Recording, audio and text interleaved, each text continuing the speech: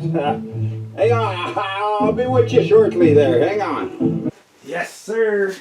Yes. Oh, I got some red paint on my truck.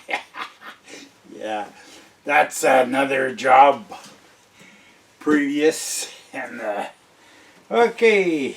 Ooh, a lot of scratches on my little lawnmower. How are we gonna talk about this morning? Yeah, spring can't say it's sprung, but it's not springing too too good. She's dragging on. Well, we're soon gonna be going up to the camp, but right now at night it's freezing, and up in the mountains especially, and we've had a few good days here and there, but not enough to. I guess when you're old, you're kind of looking for the warmer weather, eh? But I have a few friends. This is going to be the topic this morning. I have a few friends in here that they're talking about building a few. Like there's one in Alaska talking about building a cabin. I think he calls it.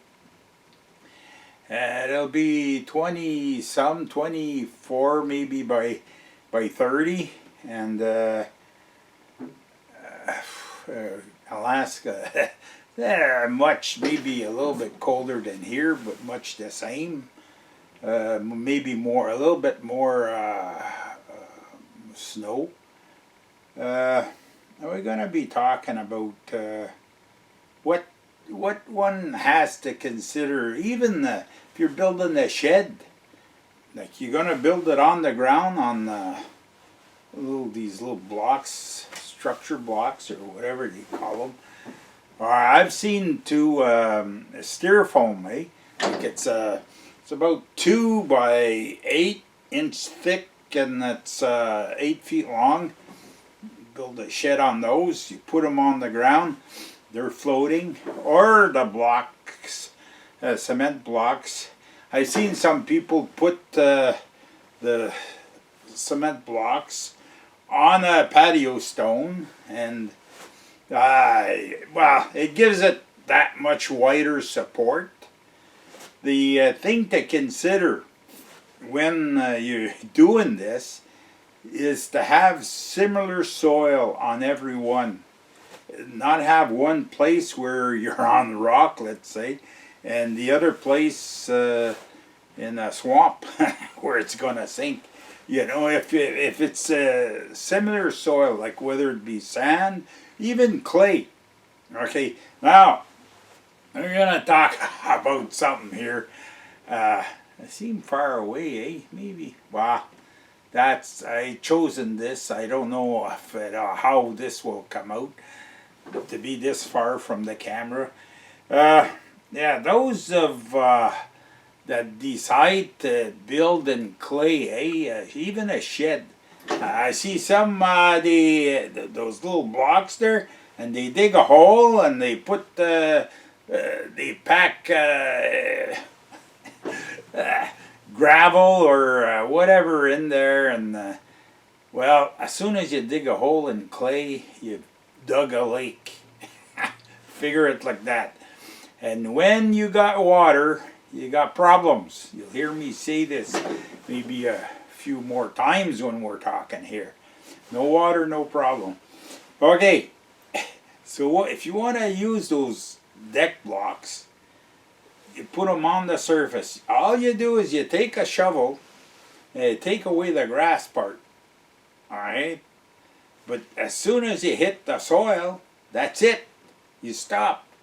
You have to have drainage. The water has to get away. It's just like a house. The water's gotta drain away from the house. If the water, okay, backfilling houses, okay. I seen this around here. It's all clay, eh? Not where I live here, but in the vicinity. Most of it is clay, and they backfill the houses with clay. That's the worst thing you can do. Your driveway will sink beside the house, it's gonna sink for 10 years. You're grading, eh? You put nice shrubs and everything around the house, and you do some landscaping. It's all gonna settle, eh? As the clay settles, it takes 10 years for the clay to settle. They should have backfilled it with sand, eh? That's the way to do it. And then the water, if there's water close, it's gonna go to the tiles around the house, and it's gonna go away. The clay just holds the water, eh? And your driveway and everything, and it'll cost you. So okay, so let's get back to our horse race here. If you're building a shed, those deck blocks, just take some not even pea stone, stone dust, compact it so the water doesn't stay in that. The water will go away. And build on the high pot, not on the lowest part of your land, or raise that with clay or stone dust. But stone dust will keep water, so you're just or you can use gravel too. But if you dug lower than the surface, then you gotta fill that back up. Now you can fill it back up with clay and pound it. Anyways, I hope you're getting the drift here. Is don't build in the hole, because you're gonna have problems. One end's gonna be jacked, cockeyed, and especially in the spring until the frost goes away, and then it's gonna settle. And it never settles to 100% of what it was before. The best way, if you're building a camp or a house, dig, make a foundation, not a block foundation. Block foundation's cheaper, eh? But build if you want to build a good foundation, build it out of cement. Put at least 2 rods in the footing, and then 1 rod at the bottom, 1 rod at the top in the wall. Then you got a good base. There ain't nothing worse than building something, especially at the price of wood today. If you're going to build something, build it solid, build it the best you can. There's codes too, eh, by the way. Build the best you can, the way you can. You can use whatever tools you want and be as exact as you want. But if your foundation is not good, if you didn't build a good foundation, all the rest is useless, eh? Because you'll never fix it. You're going to have to go back to the start of your project and readdress the problems. Like this guy, his name is Sean in Alaska. He's building a cabin, and he says he's gonna put sonotubes. Well, those sonotubes, they're gonna be tried, and by building like this, you're going against the grain. You're gonna have cold underneath your camp, along the sonotubes. The sonotubes on the outside, they're gonna have snow at least on one side of them, so that's gonna protect the frost from going down. But the ones on the inside, in the middle, see the cold air goes in underneath, and it's gonna go reaching deep, eh? I seen, well, from experience, some winters where there wasn't much snow, eh? I seen snow go down 6 feet, and it cracked. It cracked the foundation. It was a block foundation, and it cracked it, eh? So. You can never be too careful. And as soon as you get movement, okay, your walls, if you have drywall, where you're going to see the results of that too, eh? You're going to see some nice cracks. And my camp is built, I dug 2 feet, okay? It's a cement wall. First, it's complicated. I'm going to have to show that. I won't spilled the whole beam. It was on sonotubes before. Now it's on a wall. But there was a lot of work to do this. And anyways, I'm going to make a video out of this, the camp. It's a trying thing, and to do it right, you need equipment, eh? To do it the way I did. But the thing is, if you're going to do it, don't be rushed in by the... It's easy, okay? It's easy to have the floor, and you think you're on your way. But if it's not well done underneath, even the shed, it's easy to just put those deck blocks, put them on right on the grass. If it never moves, well, good for you. And if it moves but it settles back, well, that's one thing. There ain't nothing worse than getting to a door in the spring and you're in the summer and the thing's jacked sideways like that and it never came back. It stayed like that. The sonotube never, the deck block never resettled to where it was, and then you can't even open the door. That's you get into those problems, eh?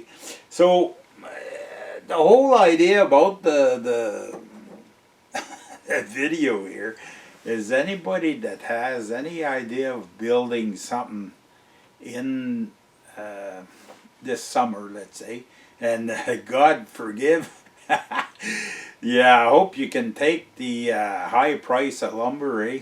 Because there ain't nothing cheap with the lumber nowadays, eh? So I don't know. It's gonna be a trying thing to try and build something. But that's it. Those of you that can, well, I hope you have a lot of courage and to do it. Make sure your base, what you start with, is good. And then there's all sorts of books on this, and probably all sorts of videos on YouTube about how to prepare a base.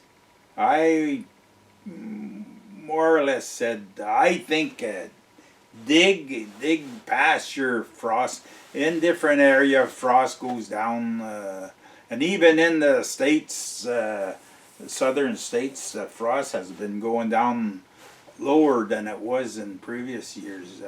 Some places, even northern Texas there, they used to not be bothered with frost, and now I don't know, with the weather they've been getting in the last years there, they're probably starting to think about it. So okay, that's it, friends. I could expand more on this topic, but to expand more would be to bore you. So the thing, when you choose to build something, build it on top. Keep the water away. Don't build in a hole. Same kind of surface to support whatever you're building. I prefer, if you're building a building, or this garage here. We'll keep going here a little bit. This garage was built on a floating slab. I have it's all 4-inch cement. The edges there, they're 12 inches. No, 10 by 12, and they have a rebar built all around. Plus I have a styrofoam, 2-foot styrofoam sheet on the outside of that, all around. So I put the styrofoam sheet, see, I made my my boards 2 inches outside the perimeter of where the garage is going to be. Then I put the styrofoam on the boards. Then when I put the cement in, it went tight to the styrofoam. Now the styrofoam keeps the cement from freezing, or more or less close to the... I have a few cracks.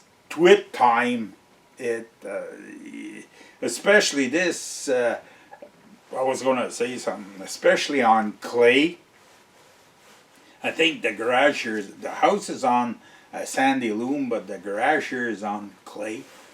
And some backfill too. It has moved a little bit, but my door's still closed away. That's the important thing, see. And I don't see no. I was gonna say on the walls, I don't see no big cracks. I can't because it's all plywood. But anyways, it's all things to consider when you're building something. It's never simple, and if you don't have the knowledge, it's a good thing to check it out because things and the standards change too with time, or your constraints. If you'll be constrained by the price of wood. Okay, I've said enough in here. Bubble wrap. I have a foiled bubble wrap. It's about that thick. That would be something good to have here on my floor, but I don't. People weren't doing that in the days when I did that, but nowadays that's the way to do it. Even with houses, eh? Okay, I've expanded and went sideways with this enough. Soon we'll be going to the camp. I predict. So okay, folks. I hope you enjoyed this little chat we had this morning. It's still chilly out there. As usual, the comments are welcome. And try to give non-generic answers, and we'll see you in the next one.